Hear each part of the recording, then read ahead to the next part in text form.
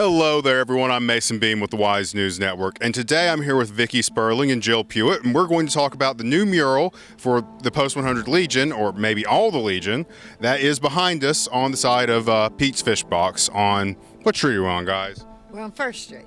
Okay. Jill, what inspired the mural to be created? Well, it was an idea that came to us that Vickie brought to us on behalf of Patrick O'Leary, and it was his idea because he is so grounded in history and everything about our country. He researches it, and we were totally amazed because he brought us the 4 pillars, which is how the American Legion was founded back in 1919. To speak on the 4 pillars, what are those so the people at home can know? Okay. The 4 pillars in the first one is Veterans Affairs and Rehabilitation. That is the first pillar that you see here on the wall. And that's where we know that our veterans get help from the VA. Their mental health is taken care of, their physical health and everything is taken care of, the ones that come back from war. The second pillar is that of the national security. National security covers so many things, and part of it is being the Blue Star banners we have. It represents patriotism, even our flag, which is part of the third pillar, Americanism, and you can see the different words in these pillars that it represents, and that's all part of our programs that are within the American Legion. The last pillar, which is children and youth, that represents all the children and youth, not just even veterans, but they started it because when after World War I and II, there were so many children that were orphaned from the war. And this is the one way that shows the American Legion is going to be taking care of all the children, especially those who lose a parent to war.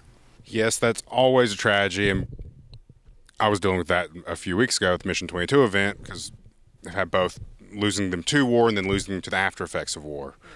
So, Vickie, why was the spot chosen here? Okay, so we looked at several spots in town, and this building already had these 4 pillars on it. It was just a concrete pillars that were already on this building. So as we rode around and looked at all the sites, we kept getting drawn to this one because it was already, we could leave the building historically correct, not have to add anything but trim for the pillars, and so it just seemed like the perfect place to put it. It seems like that all we had to do was just paint the side of this building, but it's so much more involved than anybody realizes. This building was so run down and so old that it didn't have any electricity. There was so much junk in it, the electricians couldn't even work. So we first had to trash it out. We had to pull permits, get electrical done. Then we had to fix the side of the building, and so there was a lot more involved in getting the building ready than meets the eye. So this is just another building that's still empty, but instead of looking bad, it looks good again. That's always good for the city. Now, either one of you can answer this one. If someone was visiting the city, what would you say to them that the mural represents to Cherryville? It represents Post 100 because we're American Legion, our Legion was founded like in 1937. So it has grown ever since then. I'm part of the American Legion Auxiliary family. We also have a Sons of the American Legion chapter here. That's for sons that didn't have to go to war, didn't get called up to serve or anything, but their dad or their grandfather did. Just like I'm eligible for the American Legion through my dad, who was a World War II veteran.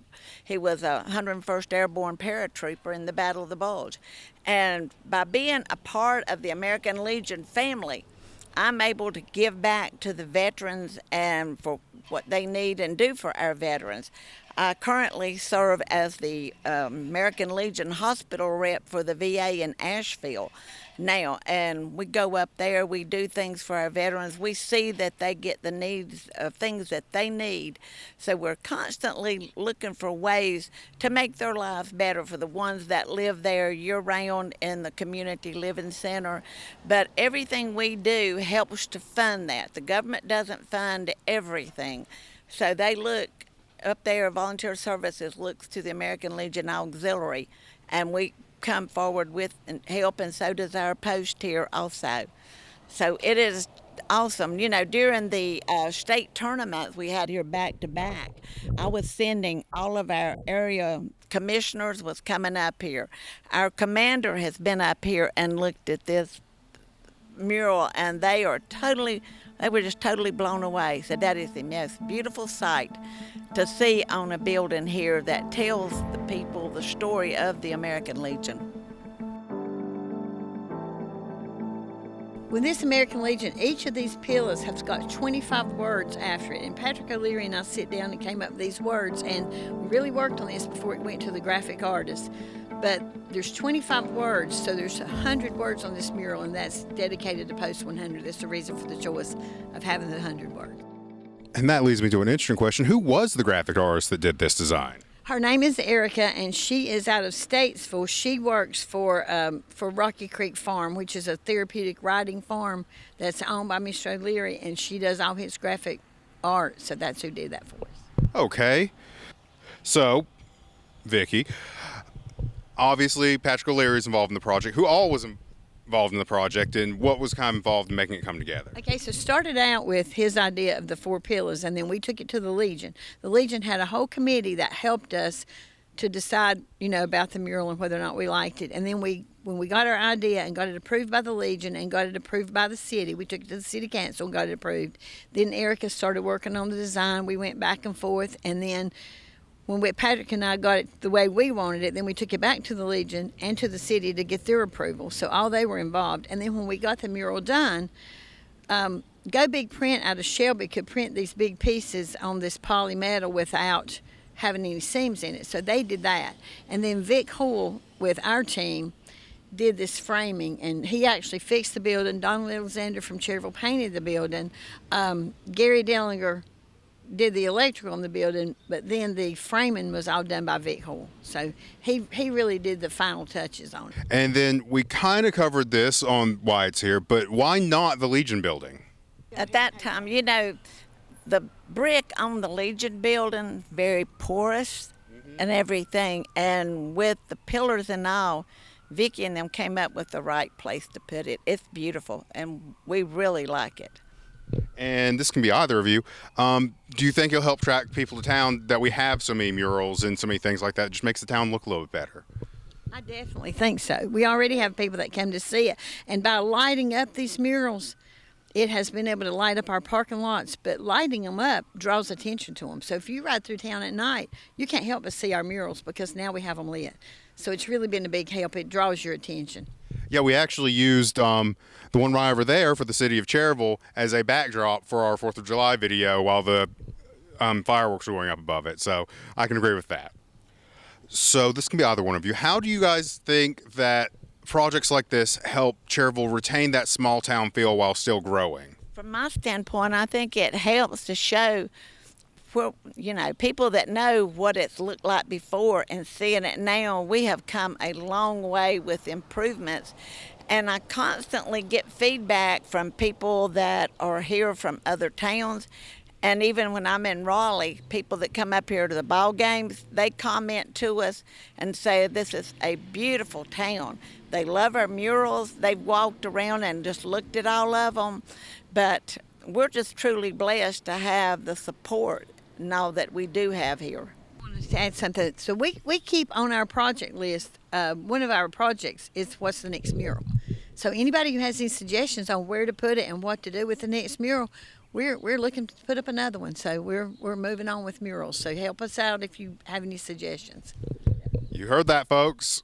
Submit your suggestions to Vickie, and you might just see a mural in town that has some meaning to you specifically. And then, is there anything else either of you would like to add? Well, we do need to let everyone know about the upcoming mural dedication that's going to be done on Veterans Day, November the 11th at 2 o'clock right here. Everyone is invited to come here and be part of this dedication. I'm sending out requests to all of the posts in Gaston County, Cleveland and Lincoln County, right here in our surrounding areas, and the word will get out. And we're inviting them to come that afternoon at 2 o'clock. Awesome. You heard that, guys. 2 o'clock on Veterans Day, there'll be a dedication right here for the mural. And you can come and attend that yourself. There's plenty of parking in the area. So, well, guys, I think that's all for today. Thank you guys for coming out. Thank you for showcasing this mural, because we are really proud of this. You know, being in the Legion family, we are totally so impressed with this mural. Definitely. Well, until next time, guys, this has been Mason Beam with the Wise News Network. You can find us on wisenewsnetwork.com or on any of our socials. Thank you for watching.